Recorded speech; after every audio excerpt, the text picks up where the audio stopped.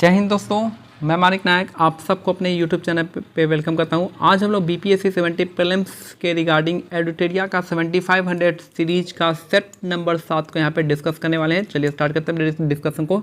इसका PDF आप हमारे टेलीग्राम चैनल से डाउनलोड कर सकते हैं। पहला यहाँ पे चलिए स्टार्ट करते हैं। पहला क्वेश्चन हो जाएगा, फर्स्ट क्वेश्चन है, निम्नलिखित में से कौन सा स्रोत हर्षवर्धन के शासनकाल के संबंध में जानकारी का स्रोत है? तो ये आपका रत्नावली हो जाएगा और आपका बांसखेड़ा का शिलालेख हो जाएगा। रत्नावली आपका किसने लिखा है? तो हर्षवर्धन ने खुद लिखा है, तो इसलिए इसका जगह याद रखिएगा पहला और तीसरा इसका करेक्ट आंसर हो जाएगा। 1 और 3 ऑप्शन सी हो जाएगा। फाहियान का यात्रा वृत्तांत जो है चंद्रगुप्त द्वितीय के बारे में बताता है।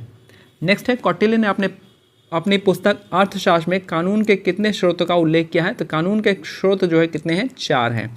तो कौटिल्य ने अपनी पुस्तक अर्थशास्त्र में कानून के कितने स्रोतों का उल्लेख है? तो 4 स्रोत का उल्लेख है।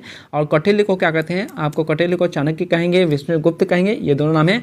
और मैकियावेली प्रिंस के नाम से भी कौटिल्य जाने जाते हैं।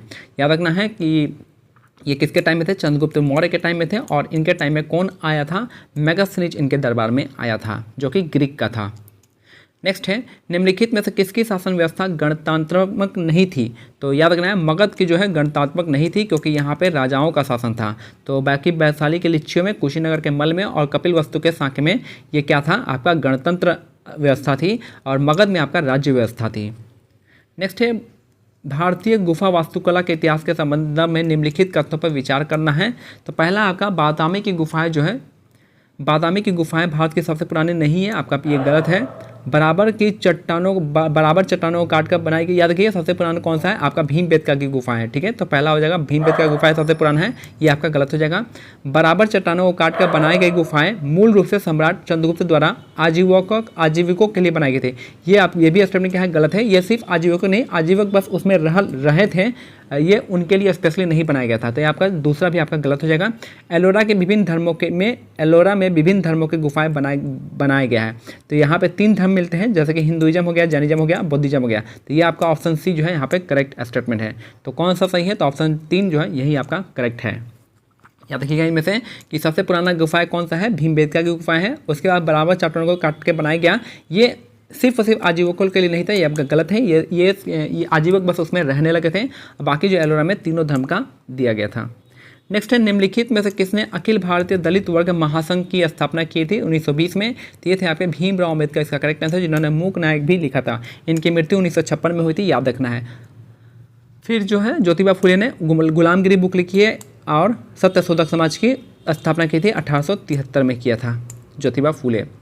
नेक्स्ट है, शेरशाह निम्नलिखित में से किस राजवंश से संबंधित है? तो शेरशाह जो थे अफगानी थे। शेरशाह किस राजवंश से जुड़े थे? तो ये थे आपके अफगानी राजवंश थे, याद रखना है। शेरशाह ने इनकी मकबरा कहाँ पे? तो आपका सासाराम में इनकी मकबरा था, याद रखना है। और इन्होंने हुमायूं को चौसा के युद्ध में और आपका बेलग्राम के युद्ध में हराया था।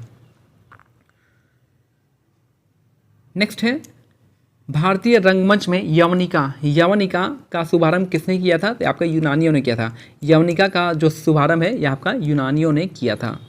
नेक्स्ट है, कालिदास द्वारा रचित नाट्य विक्रमोर्वशीयम किसका वर्णन है? तो विक्रमोर्वशीयम में आपका पुरूरवा और उर्वशी के प्रेम कथा का वर्णन है, याद रखना है। और मालविका और अग्निमित्र का किस में है? आप मेरे को बताएंगे। इसका जो है आपका मालवी कंगमित्र में दिया गया है इसका।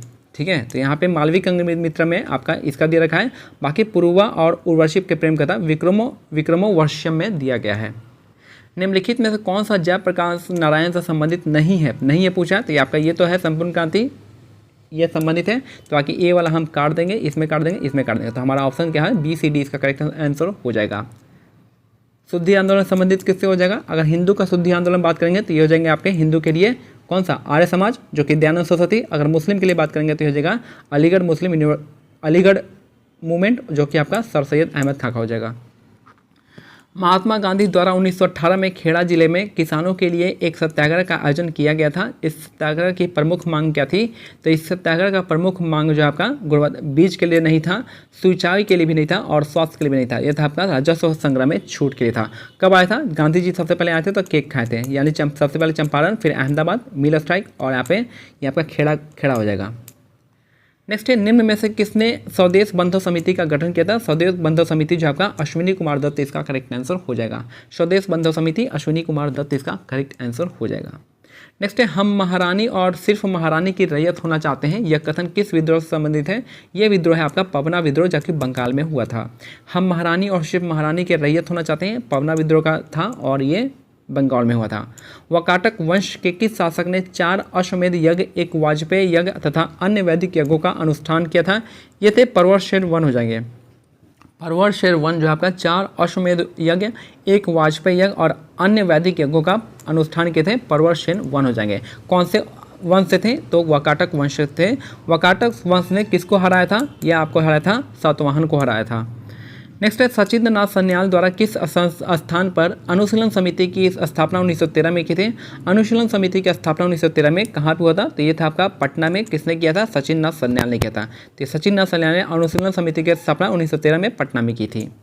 नेक्स्ट है, निम्नलिखित में से कौन सा कृषि मूल्य नीति से संबंधित नहीं है? तो बफर स्टॉक होता है, समर्थन मूल्य होता है और आयात होता है। बाकी लाइसेंस प्रणाली इस टाइप का नहीं होता है। तो ऑप्शन डी इसका करेक्ट आंसर हो जाएगा। यानी डी.वाई. चंद्रचूड़ जो है भारत के 50वें मुख्य न्यायाधीश हैं। याद रखना इनका क्रम जो है 50वें नंबर का है। एनर्जी किसके अंदर आता है? तो एनर्जी आपका गृह मंत्रालय के अंदर आता है, याद रखना है। एनर्जी आपका किस मंत्रालय के अंदर आएगा? गृह मंत्रालय इसका करेक्ट आंसर हो जाएगा।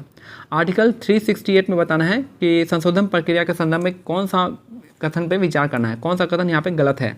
तो संविधान में संशोधन केवल मंत्री या केवल संसद के किसी भी सदन में शुरू की जा सकती है, आपका सही है।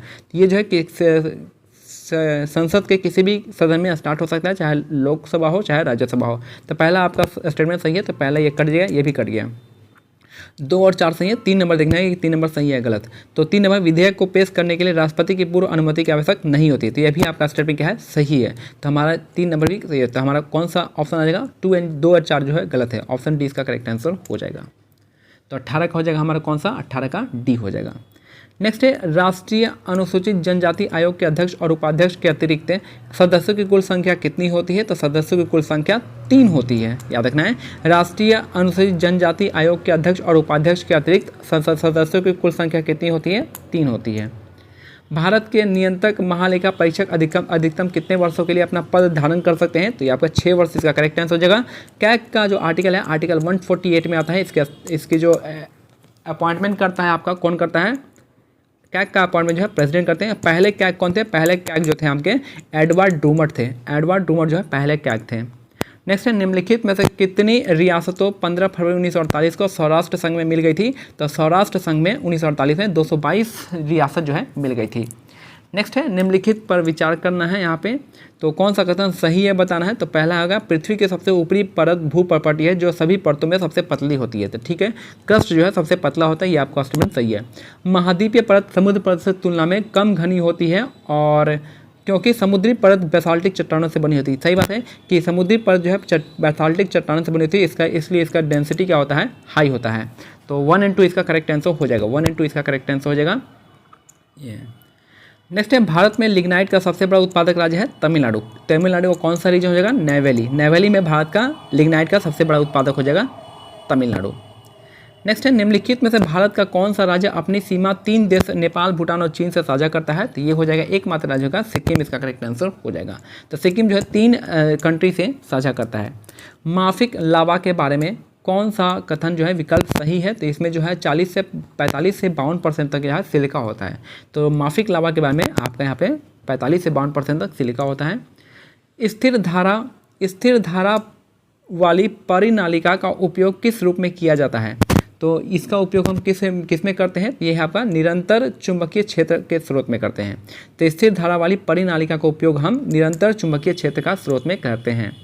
नेक्स्ट है, निम्न में से क्या तरंग की विशेषताएं नहीं होती है? तो तरंग की विशेषताएं जो होती है माध्यम नहीं होता है। ठीक है, तो माध्यम इसका करेक्ट आंसर हो जाएगा। निम्न में से क्या तरंग की विशेषताएं नहीं होती है? तरंग की विशेषताएं नहीं होती है माध्यम। बाकी तरंग दैर्घ्य होता है, आवर्ती होता है और आयाम होता है, यानी डायमेंशन। निम्न में से किसके मापन हेतु अस्टैल्गोमीटर का उपयोग होता है? तो अस्टैल्गोमीटर का उपयोग हम किसके लिए करते हैं? तो इसका जो उपयोग होता है आपका पृष्ठ तनाव के लिए होता है। पृष्ठ तनाव को मापने के लिए अस्टैल्गोमीटर का यूज करते हैं। फिर यहाँ पे निम्नलिखित में रासायनिक समीकरण पर ध्यान दीजिए और ये जो इक्वेशन है बताना है इसके बारे में कौन सा कथन जो है सार्थक है। तो यहाँ पे जो सार्थक है मैं बता देता हूँ यहाँ पे कि इसमें जो है अभिक्रिया करने पर CO की O2 के साथ जो है 2:1 मोल अनुपात में अभिक्रिया होती है। तो ऑप्शन सी इसका करेक्ट आंसर हो जाएगा। नेक्स्ट है उत्कृष्ट धातु को घोलने के लिए निम्नलिखित में से किसका यूज करते हैं? तो एक्वा रेजिया का यूज किया जाता है।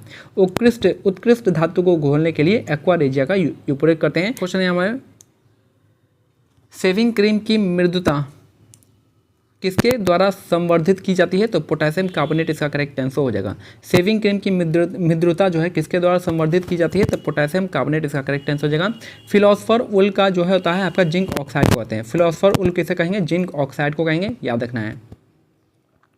नेक्स्ट है एक पूर्व कार्डियक चक्र में कितना समय लगता है? एक पूर्व कार्डियक चक्र में जो है आपका 0.8 सेकेंड लगता है। एक पूर्व कार्डियक चक्र में टोटल 0.8 सेकेंड लगता है। नेक्स्ट है निम्नलिखित में से कौन सा रोग एक व्यक्ति से दूसरे व्यक्ति में प्रसारित नहीं होता है? तो एड्स हो जाता है, हेपेटाइटिस बी होता है और सिफिलिस होता है, बाकी आपका सिरोसिस नहीं होता है। ऑप्शन ए इसका सिरोसिस हो जाएगा।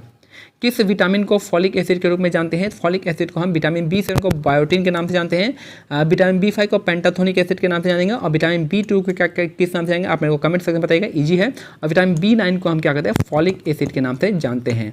और विटामिन E को हम किस नाम से जानते हैं? टोकोफेरॉल के नाम से जानते हैं। तो फॉलिक एसिड, विटामिन B9। निम्नलिखित में से किस प्रक्रिया में बिना निषेचन के एक फल का विकास होता है? तो बिना निषेचन का अगर फल का विकास होता है उसको पार्थेनोकार्पी कहते हैं। तो पार्थेनोकार्पी इसका करेक्ट आंसर हो जाएगा। नेक्स्ट है आपका आंखों में प्रवेश करने वाले प्रकाश की मात्रा को नियंत्रित कौन करता है? तो प्रकाश की मात्रा को नियंत्रित करता है पुतली, इसका करेक्ट आंसर। आई थिंक मेरे ख्याल से इसका जो है पुतली ही इसका करेक्ट आंसर है। पुतली इसका करेक्ट आंसर हो जाएगा। तो 37 का हो जाएगा डी। तो आंखों में प्रवेश करने वाले प्रकाश की मात्रा को नियंत्रित करता है पुतली, इसका करेक्ट आंसर हो जाएगा। नेक्स्ट है निम्नलिखित में से किस शैवाल को ग्रीन मोल्ड के नाम से जानते हैं? तो ग्रीन मोल्ड के नाम से हम किसे जानते हैं? तो ये नाम से हम पेनिसिलियम को जानते हैं। तो ग्रीन मोल्ड के नाम से जानते हैं। नेक्स्ट है MDT का उपयोग किस रोग के उपचार में करते हैं? तो कुष्ठ रोग इसका करेक्ट आंसर हो जाएगा। MDT का उपयोग हम कुष्ठ रोग में करते हैं। प्रकाश संश्लेषण की उच्च दर के लिए प्रकाश का निम्न में से कौन सा रंग अधिक क्रियाशील होता है? तो सबसे अधिक क्रियाशील होता है आपका फोटोसिंथेसिस में लाल रंग। फोटोसिंथेसिस में सबसे अधिक क्रियाशील रंग होता है रेड कलर। केंद्रीय नियोजित अर्थव्यवस्था में साधनों का विनिधान निम्नलिखित में से किसके द्वारा किया जाता है? याद रखना है। फिर देखिए, केंद्रीय नियोजित अर्थव्यवस्था में साधनों का विनिधान निम्नलिखित में से किसके द्वारा किया जाता है? तो ये है आपका सरकार एवं कीमत तंत्र दोनों के द्वारा। सरकार एवं कीमत तंत्र दोनों के द्वारा। भारत में छिपी हुई बेरोजगारी कहाँ पे दिखती है? तो आपका प्राथमिक क्षेत्र में यानी एग्रीकल्चर सेक्टर में दिखता है, प्राथमिक क्षेत्र में। नेक्स्ट है वायुमंडल के किस परत में तापमान की दो विपरीत उपनतियाँ यानी ऊंचाई के साथ वृद्धि के पश्चात ह्रास मिलती है? तो ये हो जाएगा आपका मध्यम मंडल में मिलता है। 43 का बी हो जाएगा मध्यम मंडल में। नेक्स्ट है अमृतसर एवं शिमला जो है आपका एक ही अक्षांश पर स्थित है, लेकिन उनकी जलवायु में भिन्नता का कारण होता है उनकी ऊंचाई में भिन्नता। शिमला जो है हाईएस्ट हाई अल्टीट्यूड पे है, लेकिन जो है आपका उससे कम अल्टीट्यूड पे अमृतसर है। तो ये उनकी ऊंचाई में भिन्नता होती है, उस वजह से उनके जलवायु में अंतर हो जाता है। संवादनी का संबंध निम्नलिखित में किस आंदोलन से है? तो ये आपका दलित नारीवादी साहित्यिक आंदोलन से संबंधित है। तो संवादनी का संबंध आपका दलित नारीवादी साहित्यिक आंदोलन, इसका करेक्ट आंसर हो जाएगा। नेक्स्ट है भारत में राष्ट्रीय मानसिक स्वास्थ्य नीति कब शुरू की गई थी? तो ये थे आपका 1982 में। तो भारत में राष्ट्रीय मानसिक स्वास्थ्य नीति जो है 1982 में आया था। और विश्व में सिरोही लिली फूल कहाँ मनाते हैं? तो सिरोही लिली फूल जो है आपका ये आपका मणिपुर में मनाते हैं। तो सिरोही लिली फूल जो है कहाँ पे मनाते हैं? मणिपुर, इसका करेक्ट आंसर हो जाएगा। 1 रुपया का प्रीमियम पर भारतीय रेल मंत्रालय यात्रियों को कितनी राशि का बीमा करवाता है? तो आपका 10 लाख का करवाता है।